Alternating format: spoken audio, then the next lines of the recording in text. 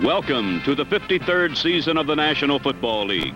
Scores of fans all over the country have been anxiously awaiting this opening day, and none more so than here in Pittsburgh, Pennsylvania, where long-suffering Steeler fans feel they finally have a winner. Chuck Noll's team swept through a successful preseason, led by star, toothless Terry Bradshaw. But just as important as Bradshaw's maturation is that Pittsburgh has a horde of good young ball players to grow with their quarterback. In fact, many experts have made the Steelers the favorites in their division.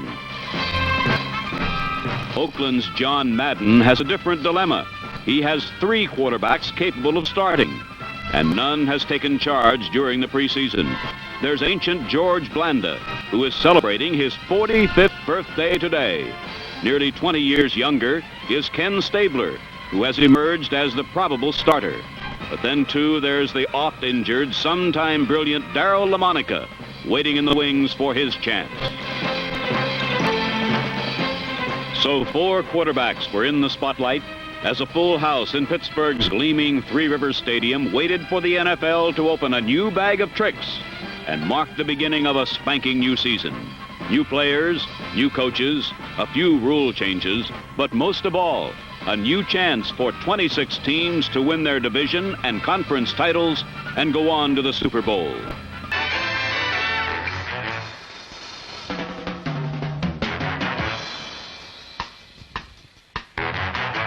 Chuck Beatty's interception on the tip pass gave the Steelers another chance, this time in Raider territory. But as their fans urged them onward, the turnover tournament persisted. End zone, the turnovers abated, and the Steeler defense took over. Defense is a question mark concerning this Steeler team, but it's pass defense, not the ground defense. Oakland simply had no room to run.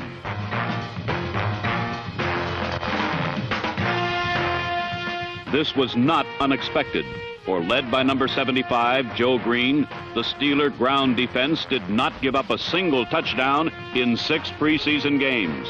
Today, the Oakland Raiders found out why.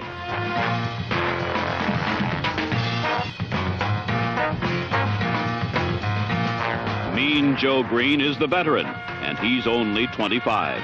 Flanking him is third-year man L.C. Greenwood, sophomore Dwight White, number 78, and rookie tackle Ernie Holmes, number 63. They are supported by All-Pro and captain Andy Russell, young Jack Ham, and Henry Davis at the linebacker positions. Unable to move at all against the Gold and Black, Oakland was forced to punt. But again, the Pittsburgh defense made the big play. Middlebacker Henry Davis, number 53, blocked the punt and ran it in for the first score of the game. Davis, a 5-year veteran from Grambling, came to the Steelers from the New York Giants 3 years ago, along with Frenchie Fuqua, in exchange for quarterback Dick Shiner. With Davis anchoring the linebacking core and Fuqua, the Steelers' best runner, the trade was a windfall for Pittsburgh. A look at this play from our slow-motion camera reveals there was no breakdown on Oakland's part. Hunter Jerry DePoyster fielded the ball cleanly and got it away. Henry Davis simply made a great defensive play.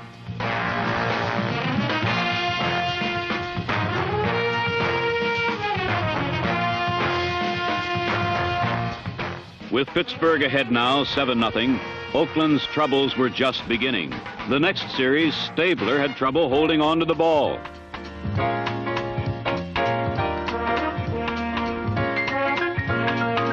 Though he recovered his own fumble, the Raiders didn't retain possession for long. Number 59, Jack Ham, continued the defensive virtuosity with an interception that gave Pittsburgh the ball on the Oakland 35. Here, for the first time today, offensive football took over. Terry Bradshaw bulleted a pass over the middle to rookie tight end John McMakin, number 89, who made a diving catch at the Raider 20.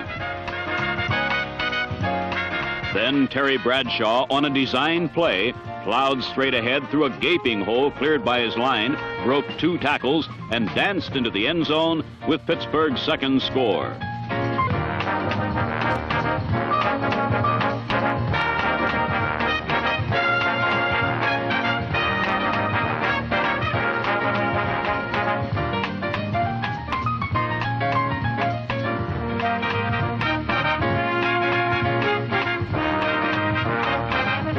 This is just one of the things that makes young Bradshaw so dangerous to defense.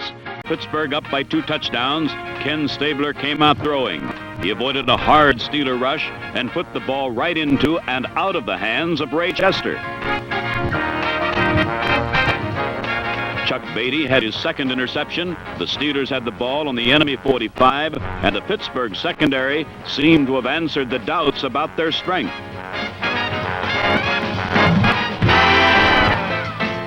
Four plays later, at the beginning of the second quarter, Roy Giralla, with Terry Hanratty holding, kicked a 40-yard field goal to give Pittsburgh a 17-0 lead.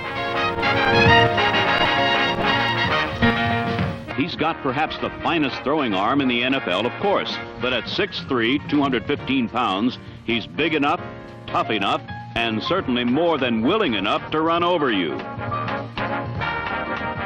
Bradshaw's rampant enthusiasm is matched by the affection of the Pittsburgh fans for him, and today everybody loved Terry.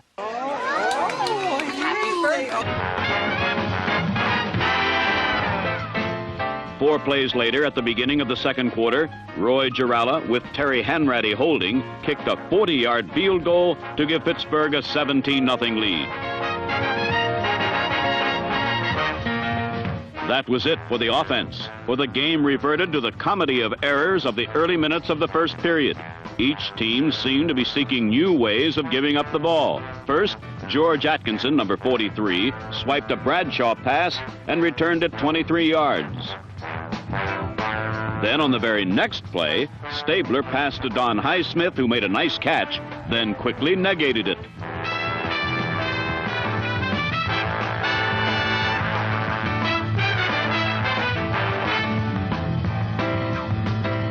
Jack Ham's recovery gave the ball to Pittsburgh only temporarily, though. For several plays later, rookie running back Steve Davis coughed it up to Oakland.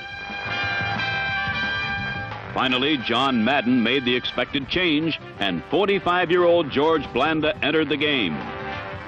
But on his first play, the birthday boy handed Pittsburgh a gift.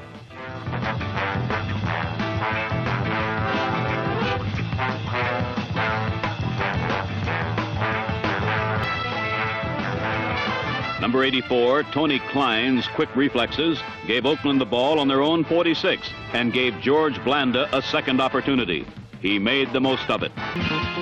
2 plays later, Blanda arched a beautiful pass to Chester again.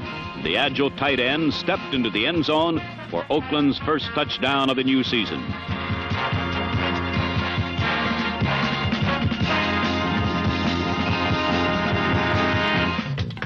A Smith 8-yard loss. A repeat reveals a perfect play by one of pro football's premier linebackers. Andy Russell, number 34, fought off Gene Upshaw's block, kept his feet, and made the play. Forced a punt.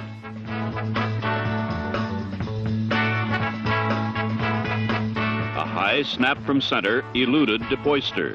DePoyster eluded Ralph Anderson, number 49, and got off a 10-yard punt.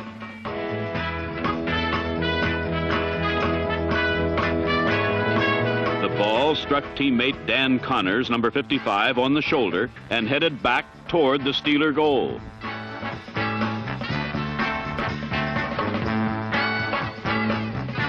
Connors retrieved the ball and headed away from the Steelers' end zone. Net result, minus 23 yards of field position.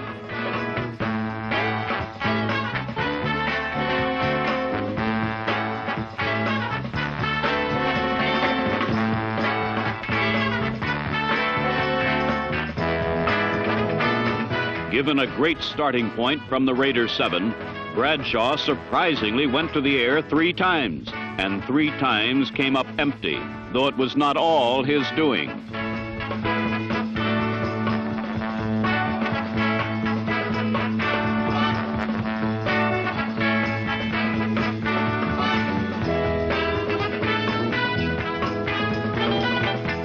Dave Smith's drop brought on Roy Giralla, and he towed through a 20-7 Steeler lead.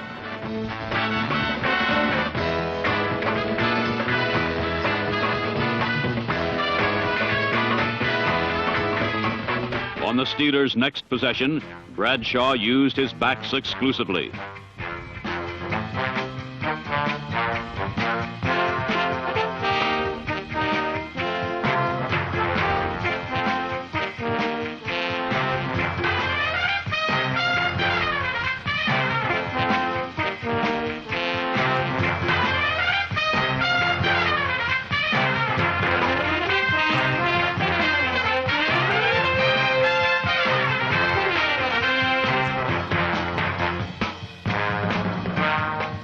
Preston Pearson, number 26, carried 5 consecutive times as the Steelers ate up the Raider defensive line, huge chunks of Tartan turf, and much of the clock.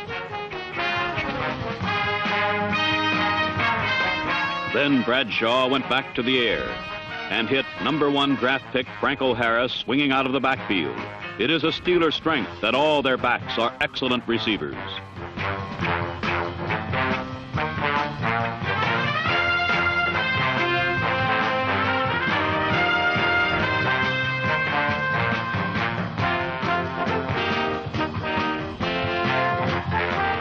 From the 2, watch a great block by Pittsburgh center Ray Mansfield, number 56, spring Bradshaw for his 2nd touchdown of the day.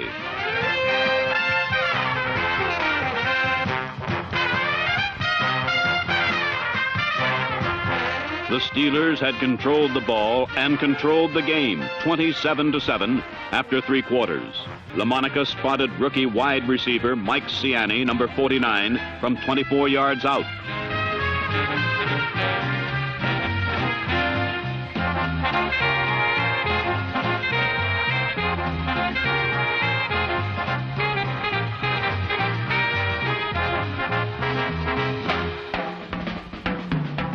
The Steelers' old pass defense nemesis had popped up again. With 10 minutes to go, the Raiders trailed by less than 2 touchdowns.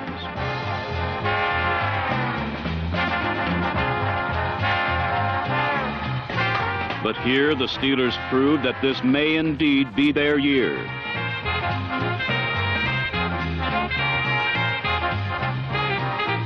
It took the Steelers just 4 plays to go 75 yards, with Bradshaw hitting number 25, Ron Shanklin, for a 57-yard score and a reaffirmed 20-point lead. While all eyes had been following the flight of the ball, the pass and the catch brought on different reactions. At one end of the play, Bradshaw had been belted as he released the ball, and he left the field in pain. Shanklin had not been touched, yet he rang up the score and received his due accolades.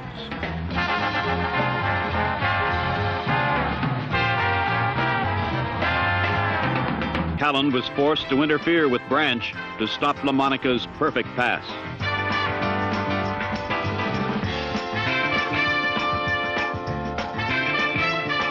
Don Highsmith, number 32, brought the Raiders to within 13, but now only 5 minutes remained.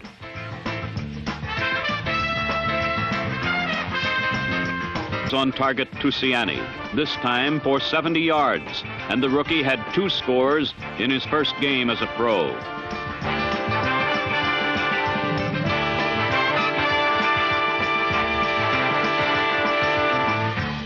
For his 3rd of the game, LaMonica had completed 8 out of 10 for 172 yards and 2 touchdowns, and now faced only a 6-point deficit with a minute and a half left. Oakland tried an onside kick and nearly got the ball again. Pearson recovered the bouncing ball and the Steelers were safe. A repeat shows how close the Raiders had come.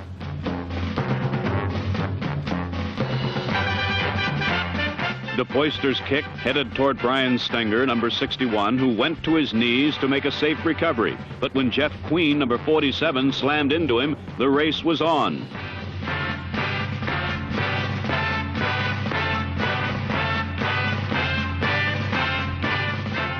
Pearson got a good bounce, and the Steelers had a vice grip on the game. The Steelers successfully ran off the last seconds and had taken the first step toward their first division championship ever. Win over AFC West Division power Oakland will go a long way in building the confidence that's needed as week after week teams take their shot. Raider head coach John Madden knows only too well what life at the top is like. The Steelers can now savor the feeling, but ahead lie 13 games, a long, tough NFL season. If today's game is any indication of the action and excitement that wait ahead, then for the Steelers, the Raiders, and every other NFL team, 1972 is going to be one heck of a year.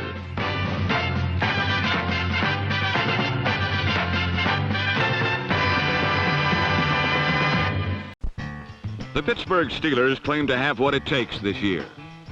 A large part of that claim is based on the proposed maturation of big blonde Terry Bradshaw, a quarterback on the threshold of full potential.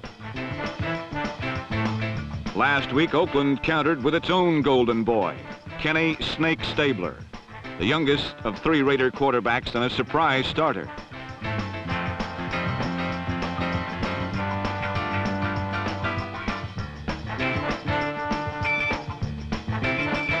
Early in the game, Bradshaw worried Steeler fans with wild, unpredictable behavior, which marred his first 2 years in the league.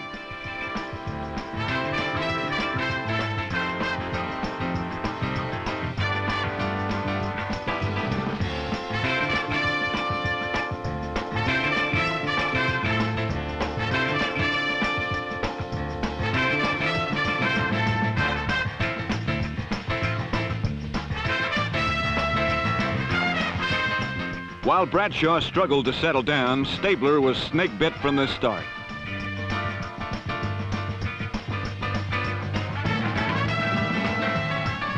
When his teammates caught the ball, they fumbled. When they didn't, Steeler defensive backs did, as Stabler threw 3 interceptions in the first period. Whatever Stabler's problems were, they seemed to be highly contagious. Bradshaw also had 3 early interceptions, and the Steelers' special teams did their part to spread the epidemic of shoddy ball handling as Henry Davis, number 53, gathered in a gift touchdown.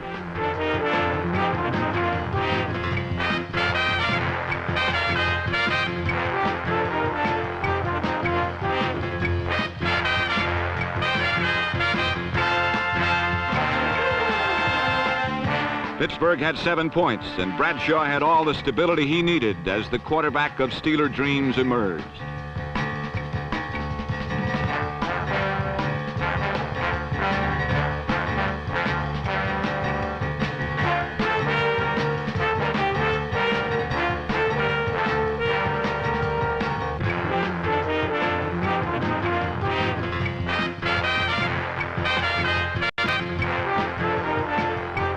Down by 14, Oakland countered the enthusiasm of youth with the guile of age as creaky George Blanda, number 16, unlimbered to Ray Chester.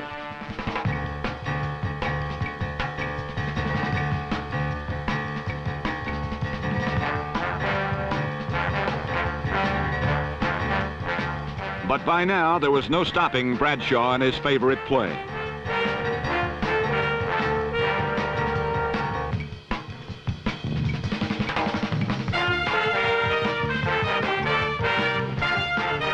Suddenly, the established roles were reversing themselves.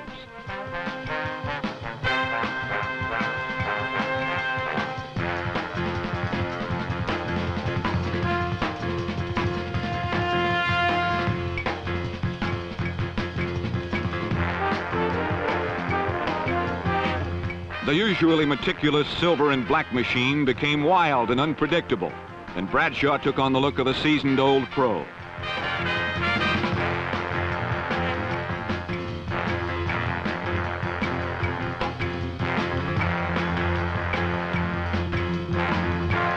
A skyrocket to flying Ronnie Shanklin put the Steelers up by 20 points, and the desperate Raiders went to their bench again.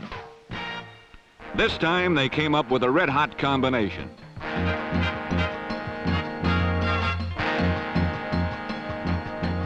Darryl LaMonica and number 49 rookie Mike Ciani staged a torrid fourth quarter comeback with 2 touchdown combinations.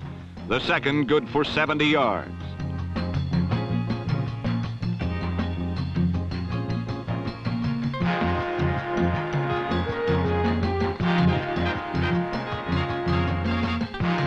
But the Raiders had waited too long. The clock ran out on a 34-28 Pittsburgh victory.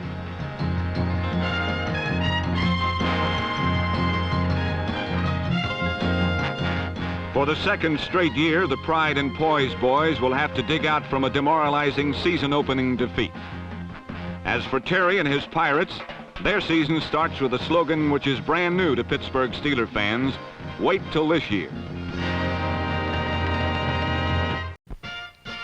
The Cincinnati Bengals think they can run on anybody, and maybe they're right. But sometimes the ball gets slippery.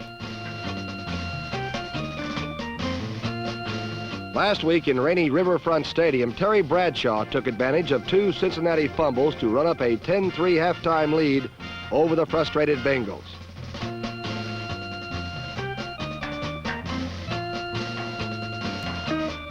Bradshaw's touchdown was to be the only one in a game dominated by 10 punts and 8 fumbles, which set up almost all of the scoring in the game.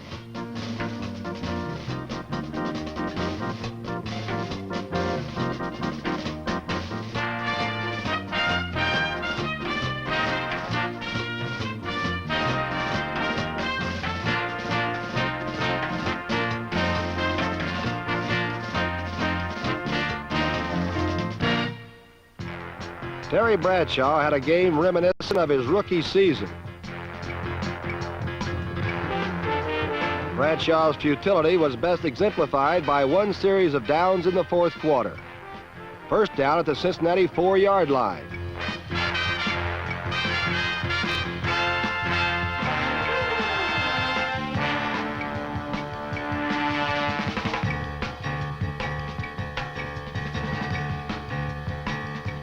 Second down at the Cincinnati 20-yard line.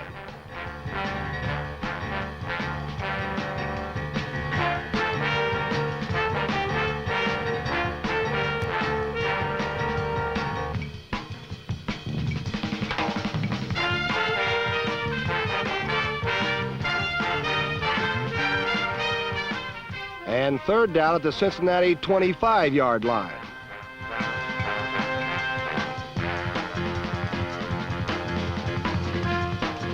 For Cincinnati, meanwhile, no touchdowns at all.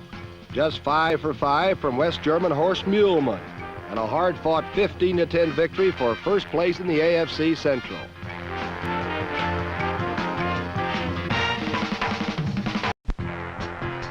Sporting a 1-1 record, the St. Louis Cardinals were primed to explode against the Steelers.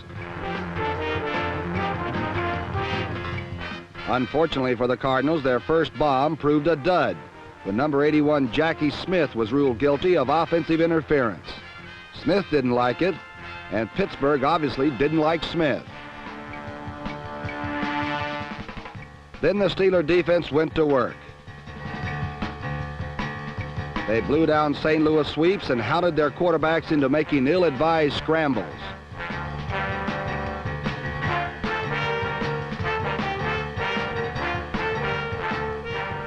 The alert Steelers forced their own breaks. Safety Ralph Anderson picked off a deflection and burned upfield.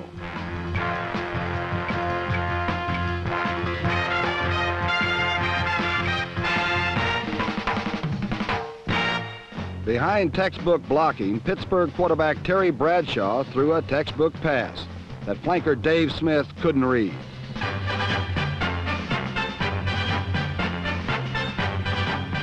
The one thing Bradshaw could rely on was his own knack of improvisation, and his ad-lib plays have become a vital part of the Steeler offense.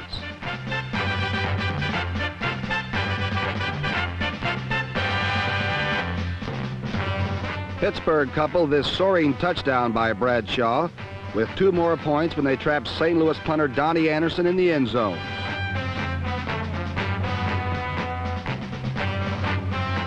But Anderson came back to sting the Steelers with a slashing touchdown that cut the Pittsburgh lead. Trailing 18-12 in the final quarter, the Cardinal defense, led by Dale Hackbart, met the Steelers head-on. With just more than 3 minutes to play, number 43, Norm Thompson, blocked Bobby Walden's punt and carried the Cardinals to a 19-18 lead. Then, with just over a minute to play, Terry Bradshaw found Frank Lewis completely unguarded, and Lewis loped in with a winning score.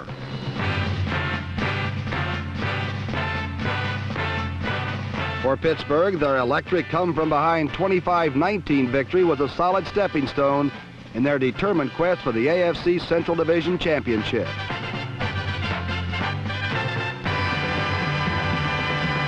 Quarterback Craig Morton was often backed by superb protection, but often his passes wobbled woefully off target.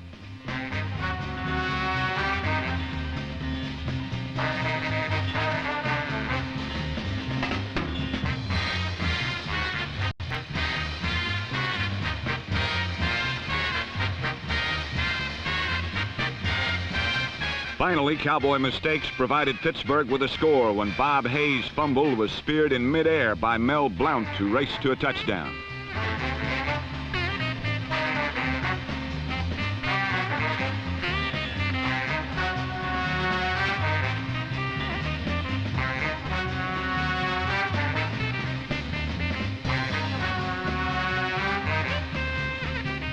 With the Steelers leading 13-3, Dallas rallied with 2 touchdowns, one on a Calvin Hill dive, and led 17-13 late in the last quarter.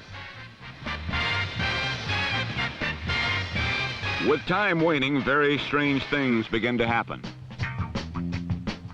Within fingertips of a touchdown, Frank Lewis dropped Bradshaw's perfect pass, and Steeler hopes seemed lost.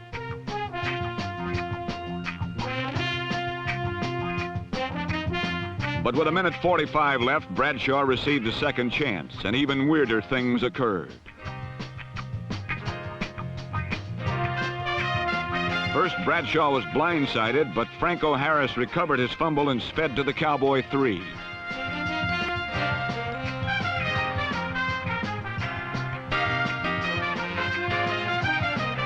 Unfortunately for Pittsburgh, a holding penalty nullified the play and opened the way for more strange happenings.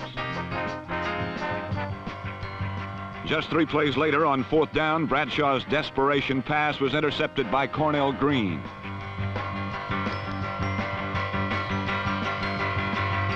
This time, a Dallas penalty canceled Green's trip to a touchdown. Bradshaw then drove Pittsburgh to the Dallas 33, and with just seconds remaining, he threw a prayer that Frank Lewis caught just out of bounds.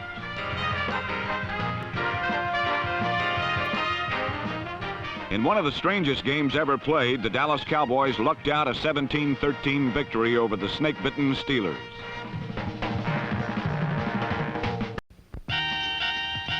Pittsburgh quarterback Terry Bradshaw is smiling because the Steelers are in the thick of the AFC Central Division race and have a shot at their first division title in their history. An all-purpose Bradshaw has been a major factor in the Steeler title drive, but early in their game versus Houston, the Steeler drive gears were not meshing.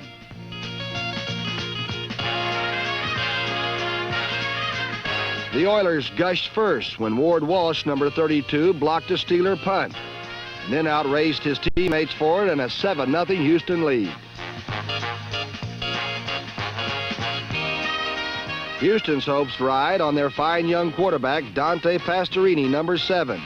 But he does not have the supporting cast that Bradshaw has. On this day, he could manage just 40 yards passing as the Steeler defense blanketed his receivers and ate up his pocket time.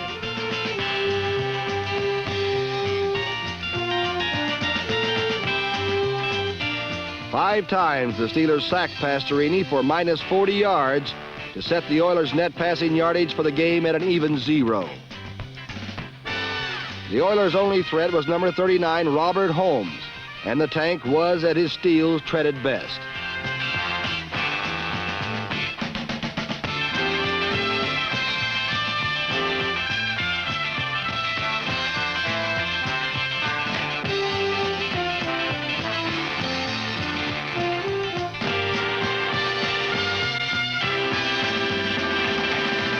The The Steelers are much deeper at running back. Frenchie Fuqua, number 33, picked up 43 yards of a 60-yard drive that led to a Steeler field goal. Then first-round draft pick Franco Harris, number 32, carried 10 times for 46 yards of a 65-yard drive.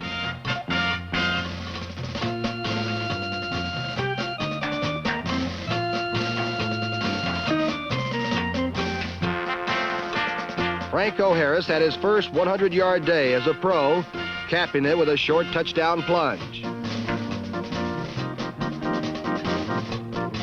Bradshaw then turned to his third starting running back.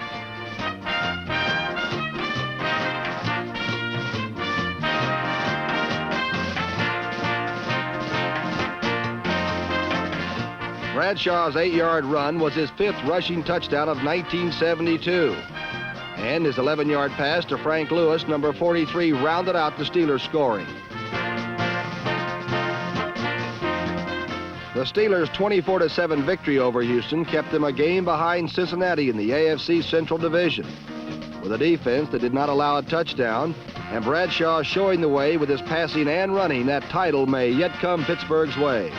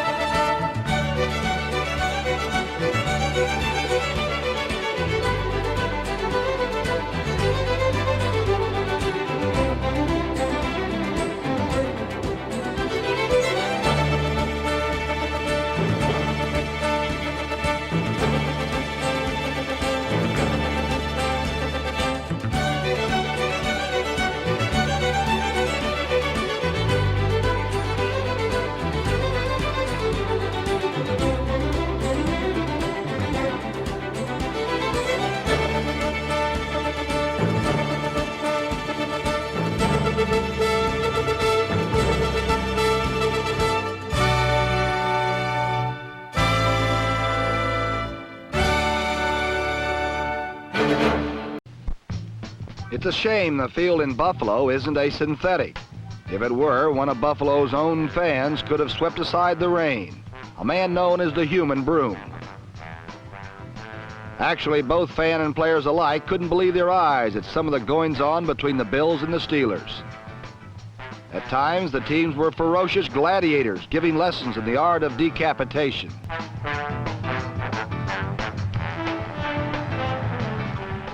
At other times, they fought like ladies in a supermarket with the last loaf of bread at stake.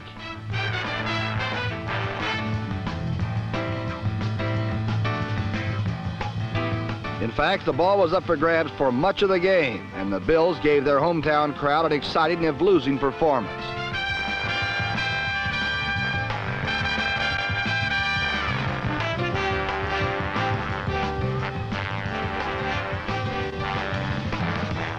Although the Bills are 2-5, they do have talent, particularly on offense. There's quarterback Dennis Shaw and receiver Bob Chandler, number 81, who acts like an unhappy kid when he doesn't score.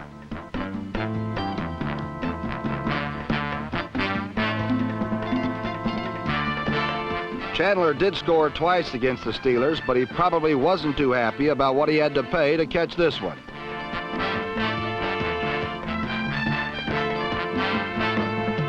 Then there's O.J. Heisman. Number 32 had his biggest day as a pro last Sunday. This 94-yard score was only one-half his total. Simpson had 189 for the game, which gave him nearly 700 yards for the season and the conference lead.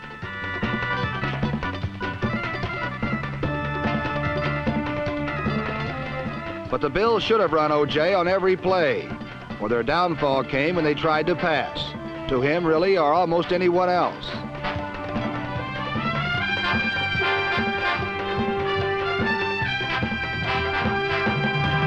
The Steelers' defense picked off 4 passes against Buffalo, giving them 18 for the year, the highest in the NFL. And one of the prime reasons they are 5-2, their best 7-game mark in a quarter of a century.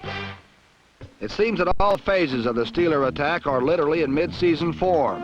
Their defense has always been formidable, and now even their special teams are well-oiled, as this kickoff return by rookie Steve Davis graphically illustrated.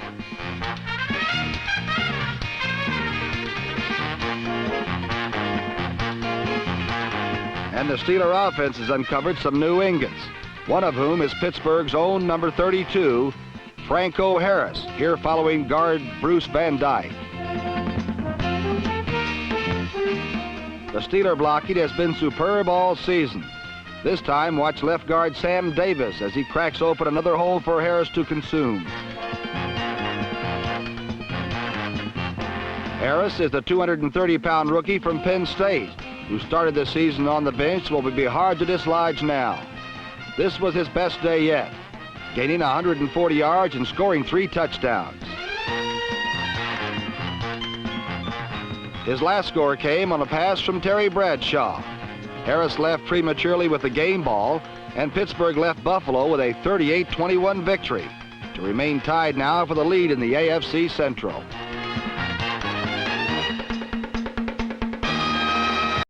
Two teams that had their problems last season have emerged from the woods this season to battle for their division title. Three Rivers Stadium in Pittsburgh was the site of the Steelers-Bengals clash to determine a division leader, as both teams showed up 5-2. Earlier this season, Cincinnati beat the Steelers 15-10, but they've been looking over their shoulders ever since. The character of the game was determined from the outset. On Cincinnati's first play from scrimmage, Ken Anderson and Doug Dressler slopped up a handoff, and Dwight White recovered on the Bengals 7. In a critical game for both teams, Pittsburgh got the first break and cashed in on the very next play, Johnny Fuqua doing the cashing. Too often in the past, the Steeler defense had created breaks that went unfulfilled by an inconsistent offense. But this season, the Steelers are a complete team. And now, when the defense holdeth, the offense moveth the ball.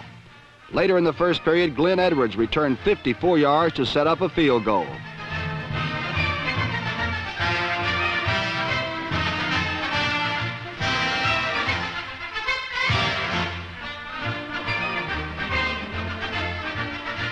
Leading 10-0, the defense held again, and Steeler quarterback Terry Bradshaw went after more.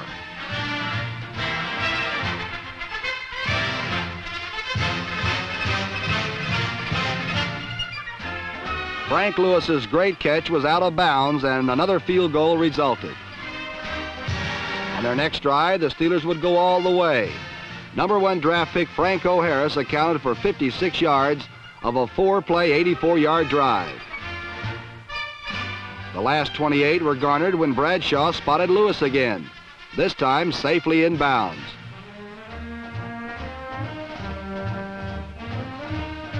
By halftime, the Steeler lead ballooned to 26-0 when Bradshaw threw his second touchdown pass to tight end Larry Brown, ridiculously wide open in the middle of the Bengals secondary. Only once in the first half did Cincinnati threaten. Late in the half, Anderson passes began to move the Bengals.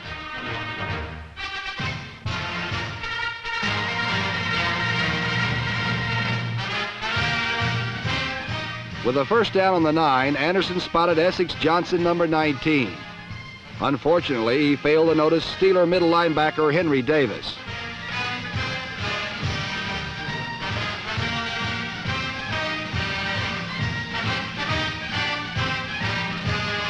The Steelers lead the NFL in interceptions this season, an improvement in the one area that has long haunted them. Trailing by 26 at the half, the Bengals needed a drastic change. So for the second half, Paul Brown inserted Virgil Carter, number 11, at quarterback. And Carter found success using play action and rollout passes. Carter finally spotted Chip Myers, number 25, to set up one score, and later hit him for a touchdown. But Cincinnati's 14 third-quarter points were quickly negated by the Steeler offense.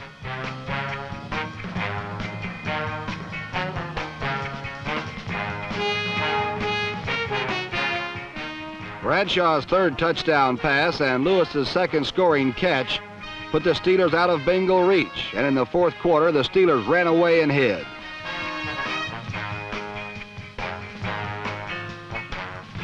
A 31-yard burst by Harris set up his short touchdown plunge as the Steelers ran up 40 points.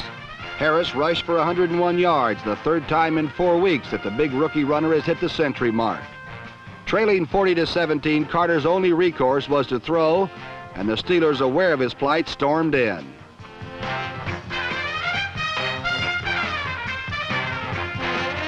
Having thoroughly bounced their closest pursuers, the Steelers are indeed looking like the team to beat in the AFC Central Division.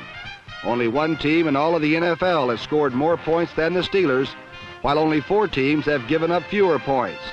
This great blend of defense and offense has everyone in Pittsburgh smiling as the Steelers near their first division title ever.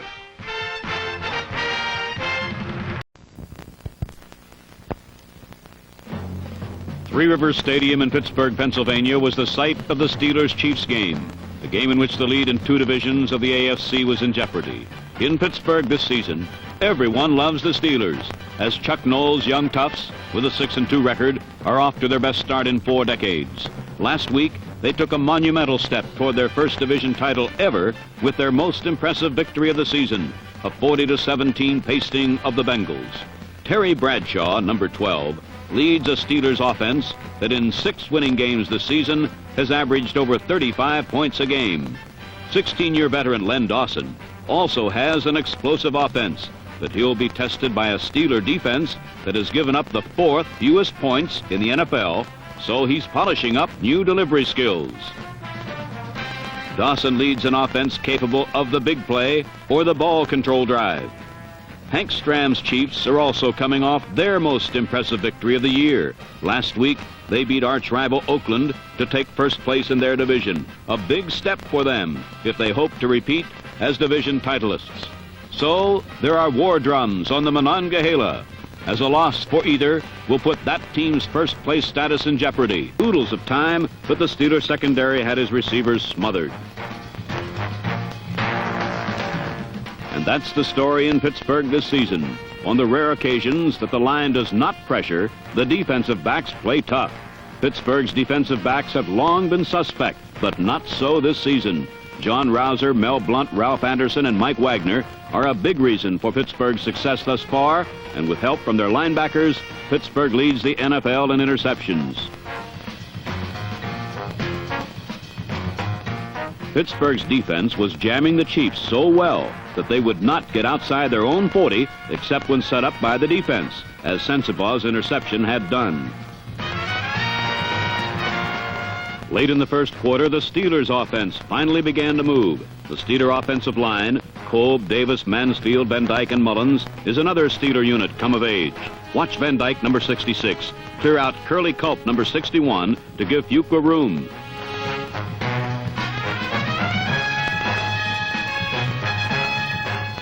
Good running by Franco Harris and John Fuqua carried to the Chief 38, but Fuqua's hands proved to be not as effective as his feet.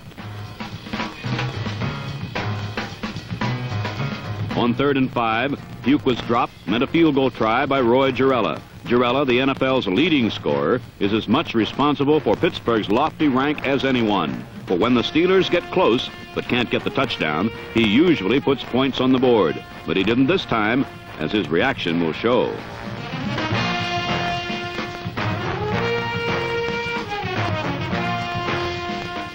So each team had possession 3 times, but in the defense-dominated game, the score stood 0-0. Second and third down sacks, this one by Joe Green and Dwight White, left this possession at minus 15 yards.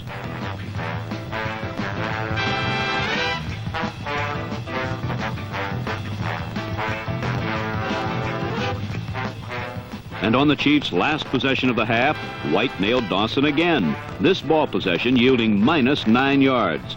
Dawson was caught 4 times for 41 yards, as the Chiefs' offense gained just 25 net yards in the first half. Wilson was twice forced to punt with less than a 15-yard drop back, but his boomers, this one for 65 yards, kept Pittsburgh from getting great field position. New Steeler George Webster's block on teammate Glenn Edwards didn't help Pittsburgh's field position either. It was Kansas City that scored. Safety Jim Kearney stepped in front of a Bradshaw bullet and returned 65 yards. It was fitting that a half so dominated by defense would see the only score come on a defense. Kansas City led 7-0. Trailing 7-0, the Steelers came out for the second half determined to establish a running game. And on their first series, Franco Harris, number 32, and the Steelers line did just that. Harris was held to 15 yards in the first half, but he would begin an onslaught on the Chiefs' defense with this 45-yard burst to the Chiefs' 20.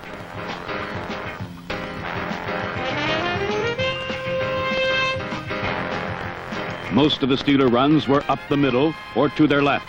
When they tried to go right, Bobby Bell was waiting. It was now 3rd and 12.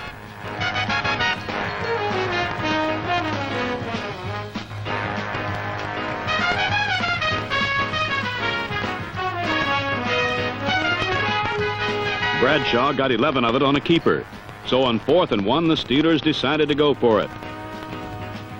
But confusion caused a delay of game penalty. It was now 4th and 6, so Girella came in and hit for 3. The penalty may have cost them a touchdown, but they were on the board, now trailing 7-3. Particularly Ham, number 59, were all over the field, quickly reacting to Dawson's short passing game. Nor were the Chiefs able to spring their big gun Otis Taylor, either as a receiver or on the end around that has worked so well for the Chiefs in the past. Pittsburgh's defense, one of the best in the league statistically this year, was proving that they are indeed to be feared. NFL quarterback, Bradshaw gives the offense a strong and aggressive third runner who can take his shots, get up, and go again.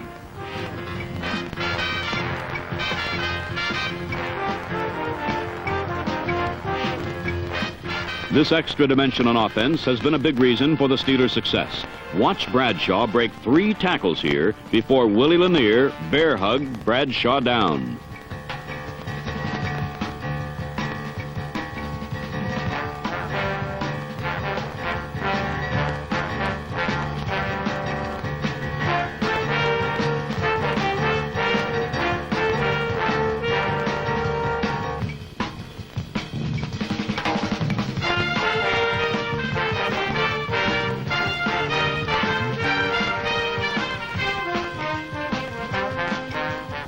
Having had enough, Bradshaw then gave to the other big reason the Steelers are where they are, rookie Franco Harris.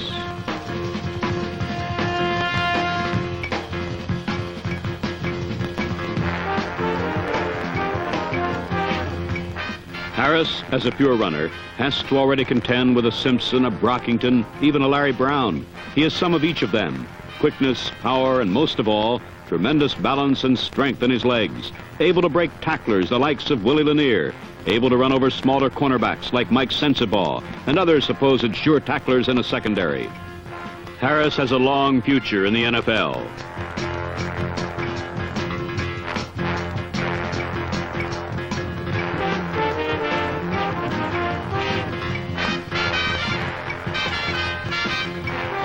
Harris's great effort was the last on this drive and set up a second Roy Girella field goal, a chip shot from 10 yards.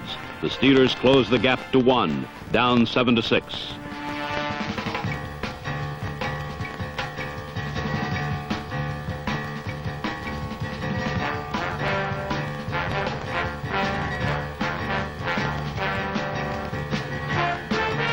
Watch number 68, L.C. Greenwood, strip his block, then bust the ball loose from Ed Podolak. The Chiefs will appear to recover the fumble, but watch the ball as it trickles away and the Steeler defender recovers.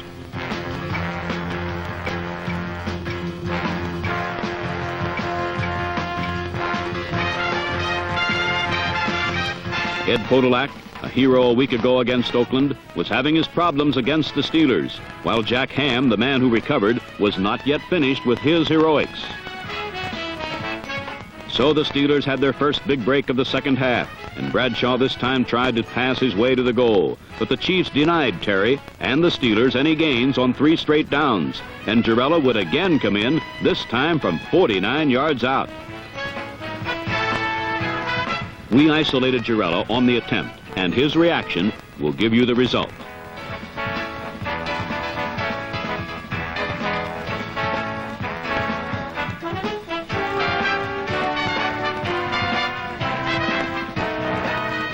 You might think the Steelers had just won the division championship the way they mobbed Girella after his three-pointer. Maybe they knew something, for Girella's third three-pointer had given Pittsburgh a 9-7 lead with 5 minutes left.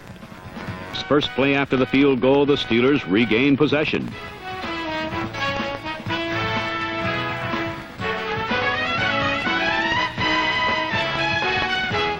Jim Odysee's fumble was recovered by Jack Ham again, and Ham would set it up for his former teammate from Penn State to finish off Kansas City. Franco Harris played in the shadow of All-American Lydell Mitchell at State, but the Steelers scouts deemed Harris a better pro prospect and drafted him before Mitchell. They were well advised. Mitchell has not even played for a losing team, the Colts, while Harris is burning up the league. This run put him over 100 yards for the 4th time in the 5 games he started. 2 plays later, he took a pitch out, stripped number 99 Wilbur Young's attempted high tackle, rolled over safety Jim Kearney's attempted low tackle, and jogged in for a touchdown.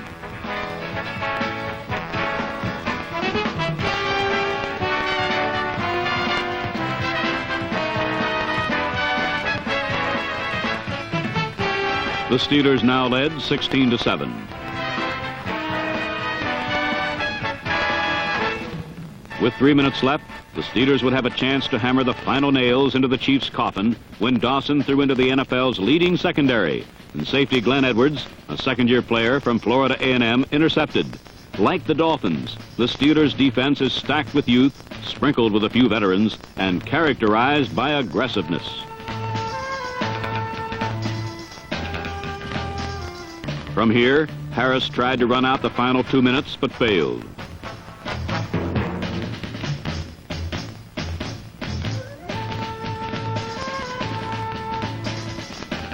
Because of his unwillingness to fold, Harris may have a tendency to fumble, and the Chiefs got a break when they recovered Harris's fumble. The lateral after the fumble was no good, but of even more concern was the fact that Bradshaw limped off the field. He would be all right, but Chuck Noll was now intently watching the Chiefs' offense with 1.5 minutes to play. And Dawson just had no one to go to.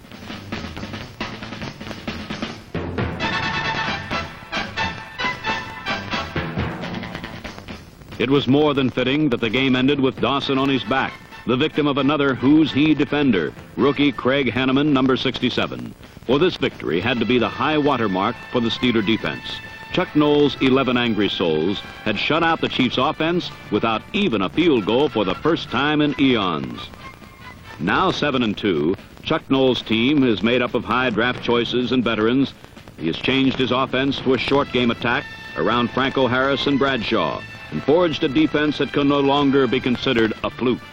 The Steelers no longer smell just the smoke of the steel mills. There's a sweeter aroma in Pittsburgh now, the smell of victory and a championship. In Pittsburgh this season, excitement comes under a new trademark, Steelers 72. And those concerned with the image were anxious to show the Kansas City Chiefs what it all meant. It means new enthusiasm for the game, a 6-2 record, and a now mature young quarterback named Terry Bradshaw with his rifle-crack right arm. But this Bradshaw hotshot was cut off by number 46 Jim Kearney, as the more experienced Chief defense cooled down the fire of Steelers 72 and took a 7-0 halftime lead.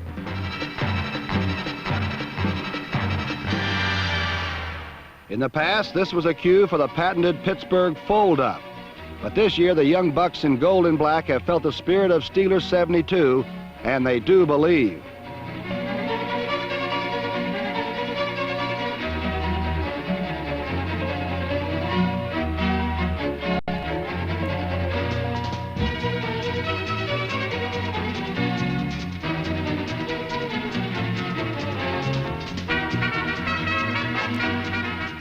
Terry Bradshaw believes, and this year he seems to be surrounded with new converts.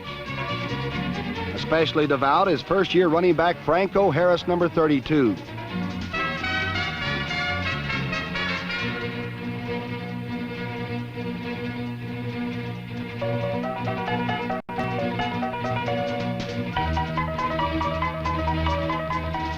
But the Steelers' second-half revival was not confined to the attack. Kansas City's vaunted offense of the 70s could not get untracked against Pittsburgh's swarming ball hawkers. Hawking a ball requires emotion. Whomever wants it the worst usually gets it. A swarm of black shirts wanted this one very badly. Linebacker Jack Ham recovered 2 Chief fumbles and provided field position for the folk hero of Steelers 72. Jarrella's Gorillas include all Pittsburgh fans who can relate to a thin little man who does nothing more than swing his right leg to earn a living.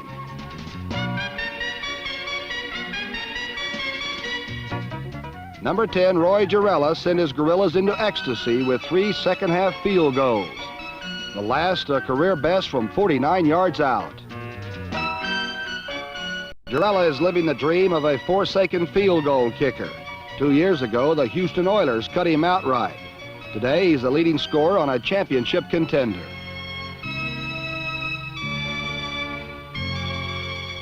Jarrella's much appreciated contribution to the cause gave Pittsburgh a 9-7 fourth quarter lead, with nothing left to do but grind up the clock. Franco Harris did that all right, and along the way he ground up a few would-be Kansas City tacklers in one of the most amazing performances of this or any other year.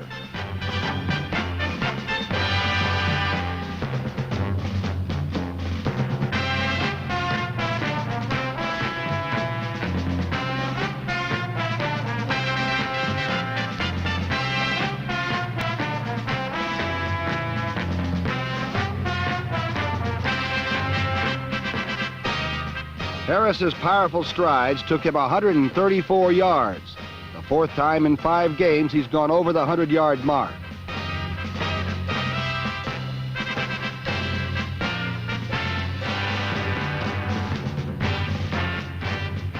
So far, Steelers 72 has been an unqualified success. The 16-7 victory over Kansas City left Pittsburgh in a position they've not held since 1947. 7-2 in all